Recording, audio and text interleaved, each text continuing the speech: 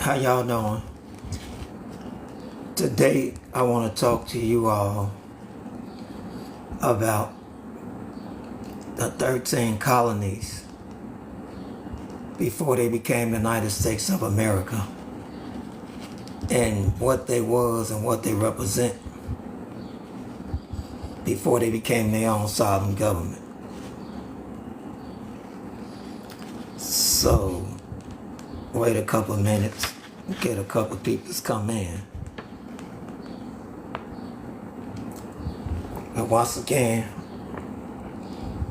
I want to share some American history with you.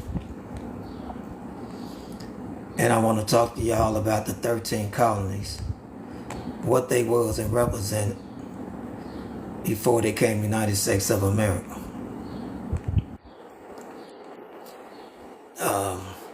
And with that said, even though, it ain't that many people's in here, let me get started anyway, because I'm not trying to be on this video too long.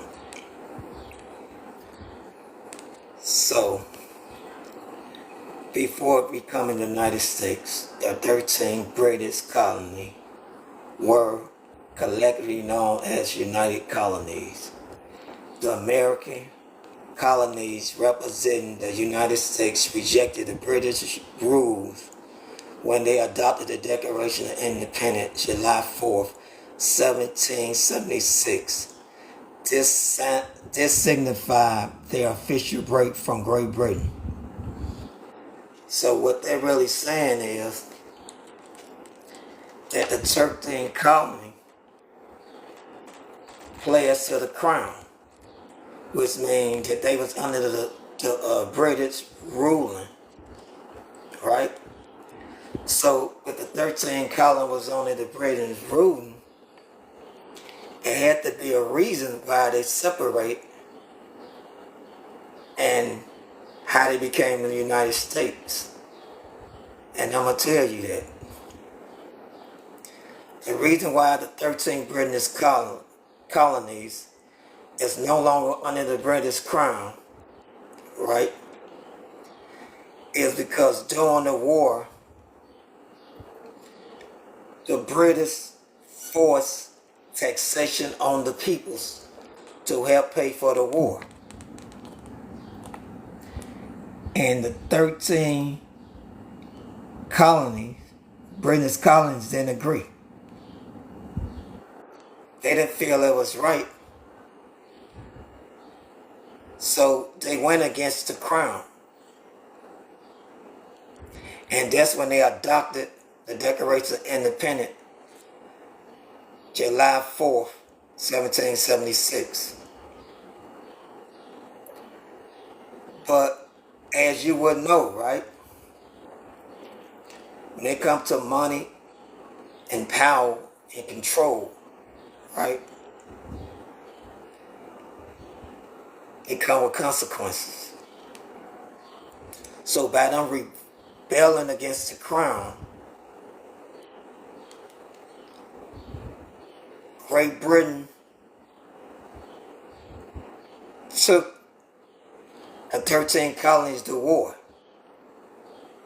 So the 13 colonies, before they became the United States, went to war with Great Britain because they refused to agree with the taxation that they forced among the peoples to help pay for the war.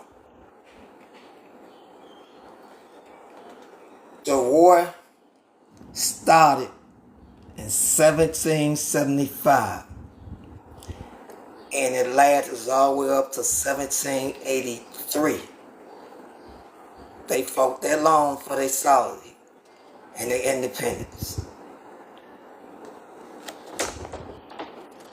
Eventually, in September the 3rd of 1783, they signed a peace treaty with Great Britain called the Treaty of Paris in 1783, September the 3rd.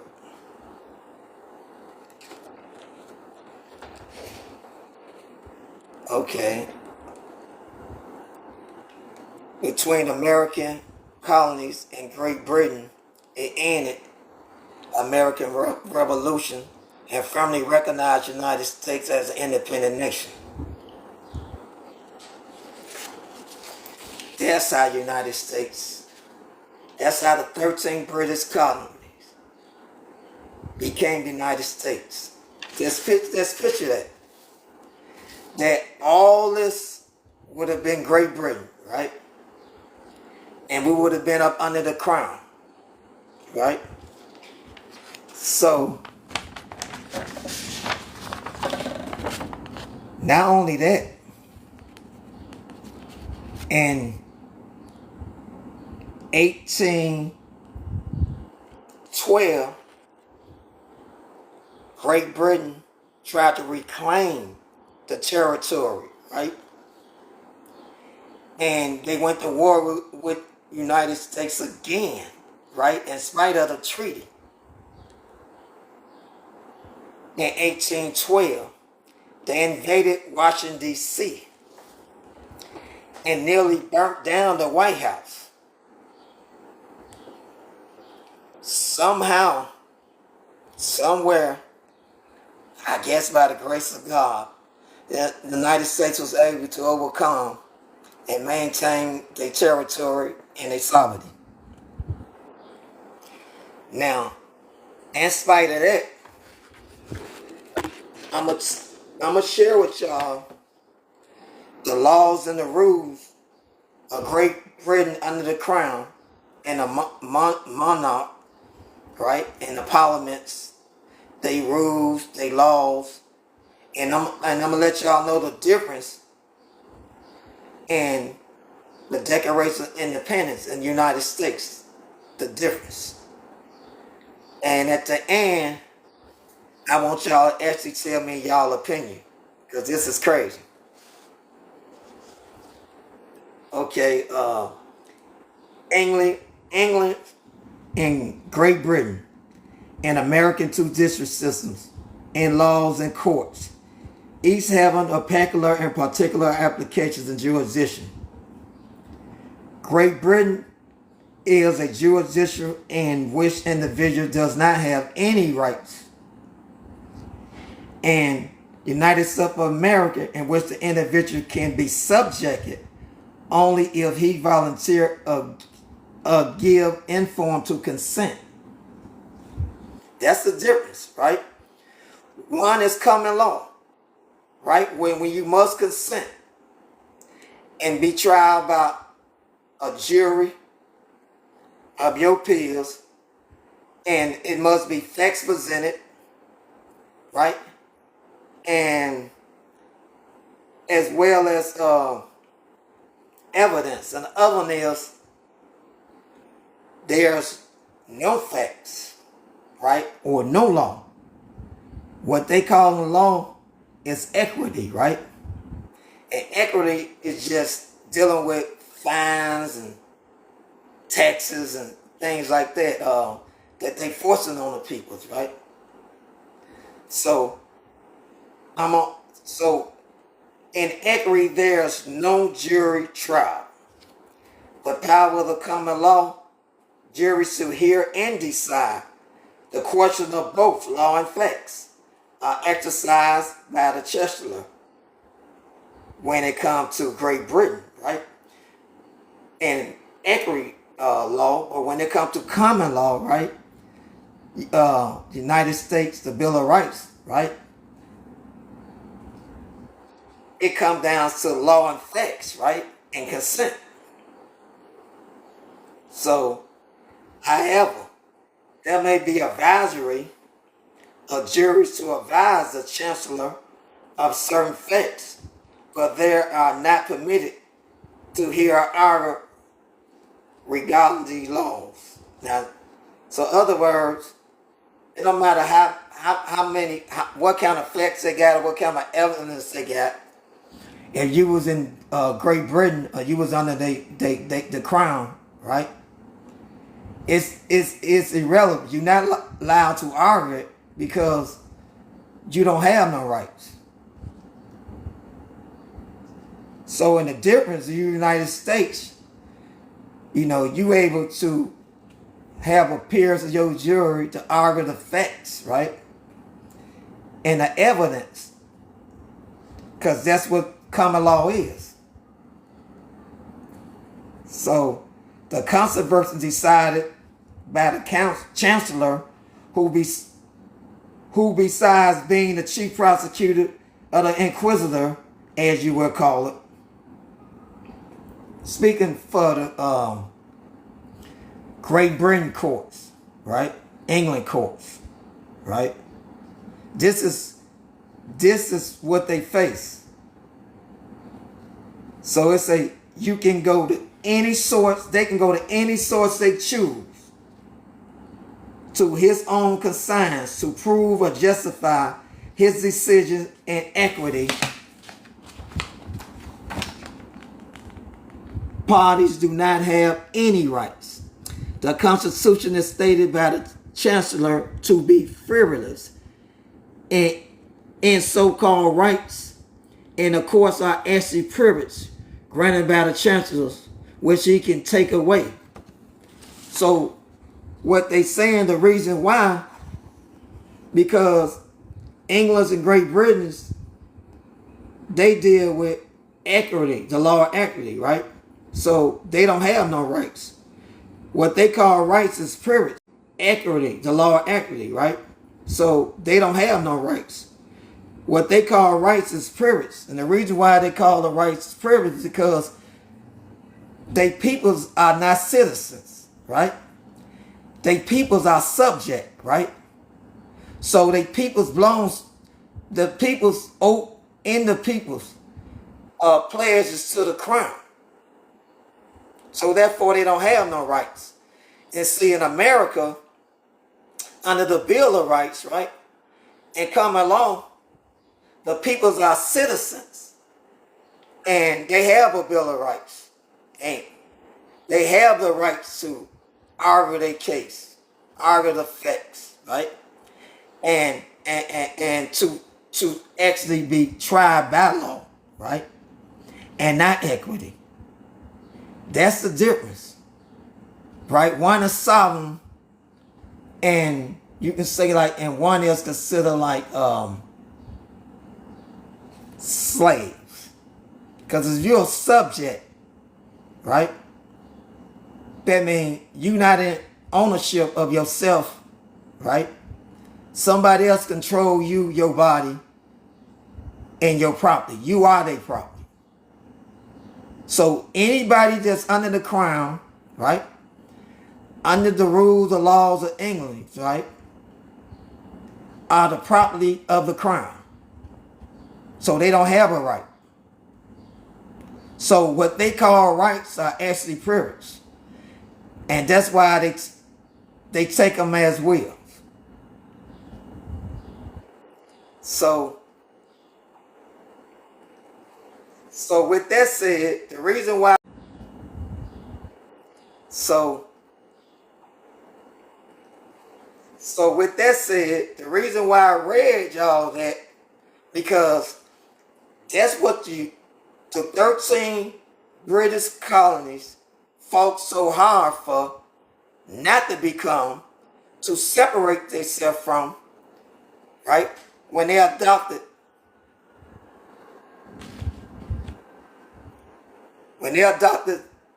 the independence, right? The Bill of Rights. That's what they refused to become like, right? They no longer want to be a part of, right? Now, that was then. I'm going to tell y'all how the two countries is today.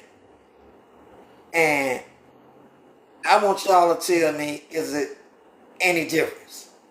Right? Okay. In 1931, Great Britain was the first major country to officially abandon the gold standards, right? Other words, they got rid of what was bagged by money, right? and they remove it and use the people as a pleasure money, right? But in 1933, let's not forget, the United States, in the form of HJR 192, suspended the gold standards too, right? And they used the birth certificate and the peoples as a pledge. Listen to this. It gets deeper than that. In 1764, Great Britain, under the crown, taxates the peoples to help furnish and pay for the war. Remember, that's what the 13 colonies separate for, because they refused to go along with that. They didn't think it was rightful, legal, or lawful, right? But how come in 1862, the United States of America also taxated the peoples to help pay for the war? Oh, it's even get deeper than that. And okay, in 1849, Great Britain Inland Revenue Border Act, right? That is like they came up with like they own tax, what I mean, where people's they charge the peoples and they crucify them for not paying the taxes that the Queen pledged on them, you know. And listen to this though. In 1924, Congress set up the United States Tax Court, right? But okay, now that's funny. The United States are using amity and maritime jurisdiction and equity in the form of the color of law, right, against the sovereign citizen of the United States.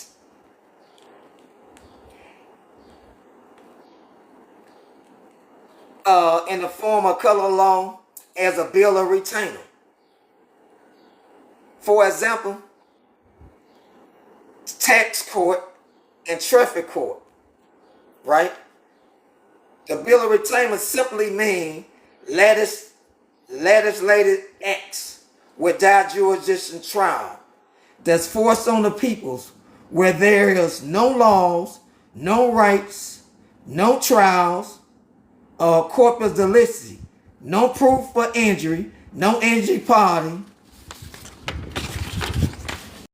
corpus delicti, no proof for injury, no injury party. What I'm trying to point out to y'all, right, it's the same thing that this government in this country fought for to become a sovereign government, right, to free themselves from these things that the crown represent and all the wrongdoing that they force on the peoples, you know, and by not giving them no rights. I find it ironic. It just is me. I find it ironic for her, for she, the United States of America, right, who fought so against the same things that England and Great Britain is doing under the crown to they peoples who are considered subjects to their own citizen, right? Sovereign citizen who they consider them sovereigns. So in other words, the United States has become like her mother and father, the Queen and King of England under equity and injustice,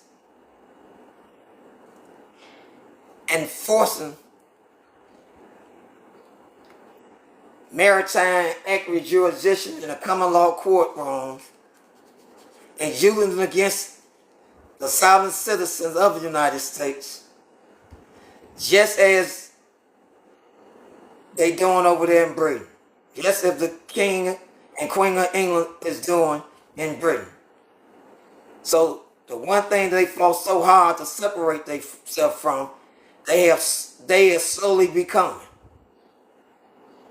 And I want to point that out to y'all. So that is some of the American history that they didn't want to share with y'all.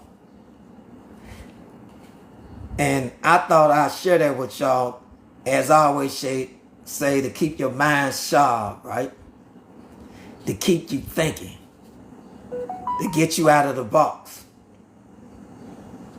So I want y'all to think about how deep that is. What the United States fought so hard for not to be, right? Fought so hard against, right? To become their own sovereign government, right? They have now slowly becoming just like their mother and father. The same thing that they fought against, they are slowly doing to their own citizens. And some of you may not be aware of it, but I am. Because I be in the courtroom and I understand the laws and I understand their rules, right? So it's easy for me to distinguish the difference and see what's going on, right? The only problem is they hide it, like I told y'all, in wordings, because they don't want the people to know. But with that said, I want to thank y'all, as usual. Feel free, please, to share this video, right? Subscribe to my channel, follow.